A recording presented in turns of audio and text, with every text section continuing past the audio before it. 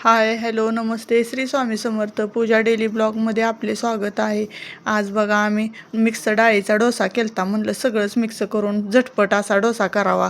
कारण का आता कसं असतंय, उडदाची डाळ तांदूळ भिजस्तवर किंवा ती आंबस्तवर म्हणजे फुगस्तवर ही ती त्याला लय वेळ लागतो. मग म्हणलं 2 दिवस जातात. मी ही 2-4 तासात असा डोसा केलता.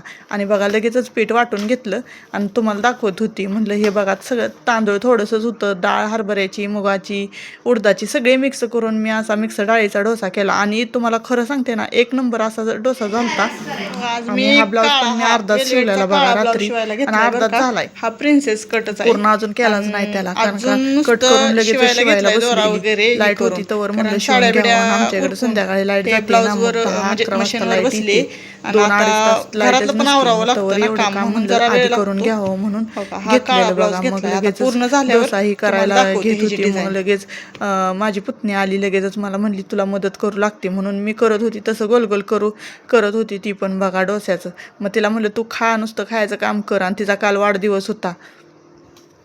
खाण्यापेक्षा तिला कारभारच लय लागत होता. तिला म्हणलं तू नको कारभार काय करत बसू, मी काय करते ती बघ म्हणलं, आणि तुला आवडतोय का नाही सांग म्हणलं. तर म्हणली हो मला आवडला म्हणली. आणि खाल्लं बरं का. आणि परत जरा वेळ इकडे तिकडे गप्पाही मारल्या माझ्याबरोबर. ही ती केलं तिनं, बघितलं मी काय करते काय नाही ती. आणि एका हातानं खात होती आणि एका हातानं काहीतरी सांडी करत होती. मग मी सारखं तिच्या हातातलं काढत होती. आणि ह्या पोरी बघा नवीन ड्रेस काढून, आता वाढदिवस तर ही करायचाच नव्हता तिचा, त्यामुळं सहजच कपडे घालून आपलं गोल ही फिरले पोरं. आणि म्हणलं तर राहू दे, माझ्या व्हिडिओत घ्यायला येते. मग दुसऱ्या दिवशीचा हा व्हिडिओ आहे बघा. आम्ही रानात गेलतो सकाळी आणि मेंढरं होती भरपूर अशी मेंढरं, कारण का आता थोडं थोडं गवत उगवल्यामुळं सारखी मेंढरं येणार जाणार. आणि बघा आमच्या रानात अजून म्हणजे नांगरलं वगैरे काहीच नाही. मग तिथनं आल्यानंतर दिदी बघा आमची काय करत होती.